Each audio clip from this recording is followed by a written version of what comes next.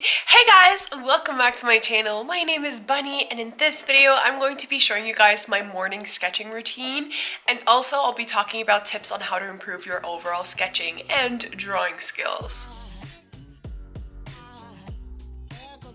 Now it is a morning routine, but actually in reality I can only do this routine in the mornings on Friday, Saturday, Sunday because I do work part-time. On the days that I do work, I take the routine either during lunch hours or after work. So when I get home from work, I will sit at my desk and I will go through the routine and or do it in bed as well. So yeah, it depends on the scenario. So in this video I'll be talking about that and also be talking about throw in some tips on what I'm doing to help improve my art and my sketching skill. I've been doing this for about a year now and I've been seeing some pretty drastic changes and improvements very quickly. So I thought I would share my tips with you guys. Also, I hope you guys really like this hoodie. Look at it. It's so cute. It's so cute. I got this at a store yesterday when I came back from Hamburg. I was up in Hamburg for business and I got this. I saw it in the morning before going to Hamburg and I was like, oh my god, I have to have it. Adorable. It's so cute for for Christmas time. So yeah, it's actually pajama, but it's like super comfy. Also guys, don't forget to subscribe and like this video. It really does help me and I'm very grateful for it. And don't forget to follow my social media, Instagram and Facebook, where I post almost daily drawings of things that I like to draw. So thank you so much. Let's get started. As someone that's currently learning how to draw human anatomy, I find it extremely important to rely on actual reference photos. I don't see this as a way of cheating, nor do I see it as a lack of inspiration. I see it more as an essential part to learning how to draw human anatomy. I actually think that using reference photos is actually making me learn quicker and learn how to draw much better than if I were not using any sort of reference photo or tutorial photos that I find online. I'm actually seeing as the months are going by that in terms of drawing without reference, this is coming more naturally. I just really had to learn how to do it first, and reference photos was always a good starting point. You can actually find a lot of really good resources online. There are websites such as Pinterest and DeviantArt where you can basically bookmark and save all of the images that you're really inspired by and want to learn how to draw. For example, on Pinterest, I do have quite a bit of boards that I just, depending on the type of theme or the type of mood, I will pin the image and I will refer back to it later on when I want to maybe try to draw the style or try to draw the actual theme. On DeviantArt, I actually find that there's a lot more reference photos in terms of human anatomy. You can find a lot of really good poses, a lot of really good facial expressions. You can find photographers that are taking the time to create images that are for artists in terms of learning how to draw bodies and hands and feet and hair, and you can literally find anything on there. So with these images, I am also saving them in a folder and referring back to them later on.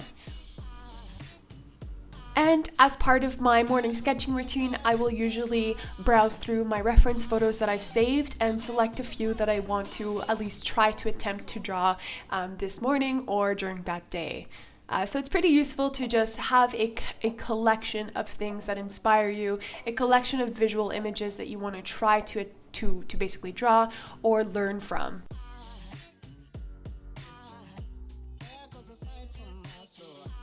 The second point is actually selecting the type of sketchbook that I want to use. Now, depending on what I feel like drawing that day, I might just do a simple pencil sketch, or maybe I want to just practice my watercolor technique. In that case, I have different sketchbooks that are meant for different purposes. This is just the way that I like to organize things. I will have a sketchbook for sketches only. I will have a sketchbook for faces only. I will have a sketchbook for watercolor only. It's just the way I like to work, and I just like to have all of my sort of sketches organized based on the materials that I'm using. On the topic of sketching materials, my go-to pencil is the Staedtler Mars Micro 0.5mm mechanical pencil. I really love the way that this just lets me sketch effortlessly and without the need to sharpen constantly. And of course, you want to have a handy dandy eraser to erase those pesky mistakes.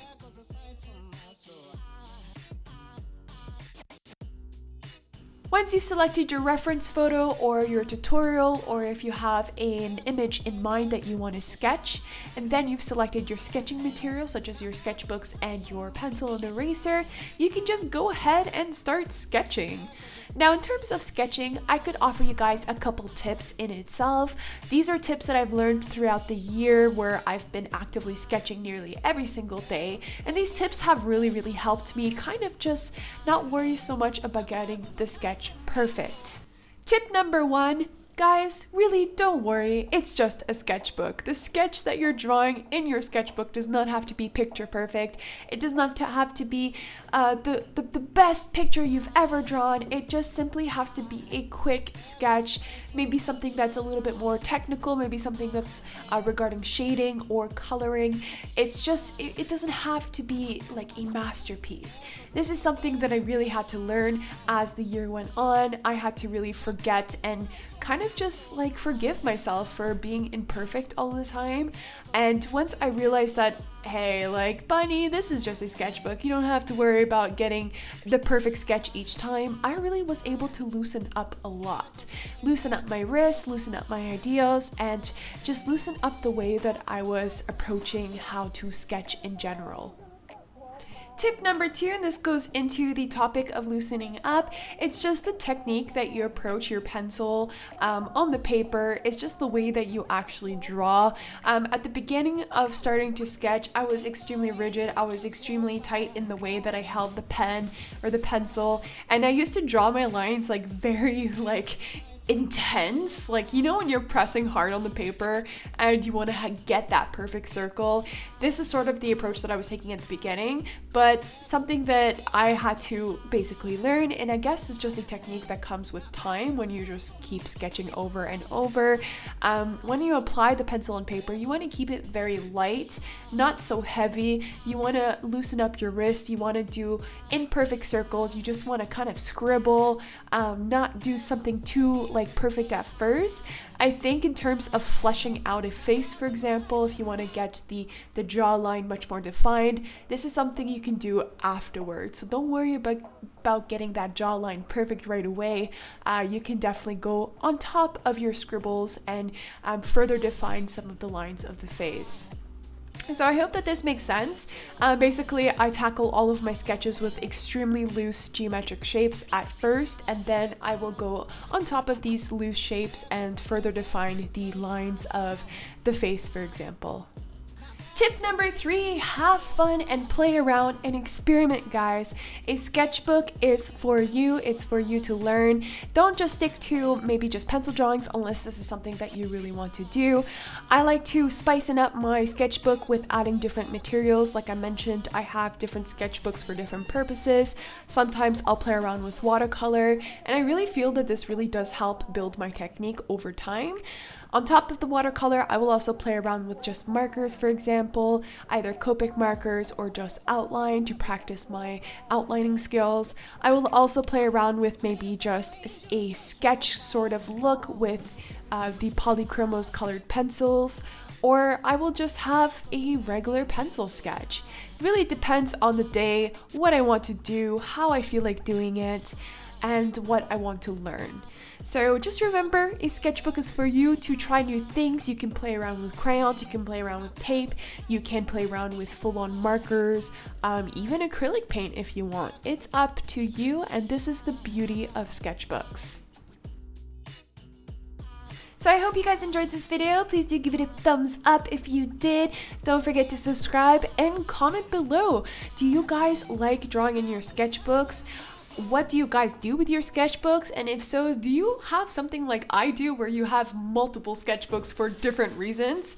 Might be a little bit unnecessary, but it makes me happy and it's the way that I like to do art. So comment below how you guys do your sketching routine, and I would love to read and see your stories as well.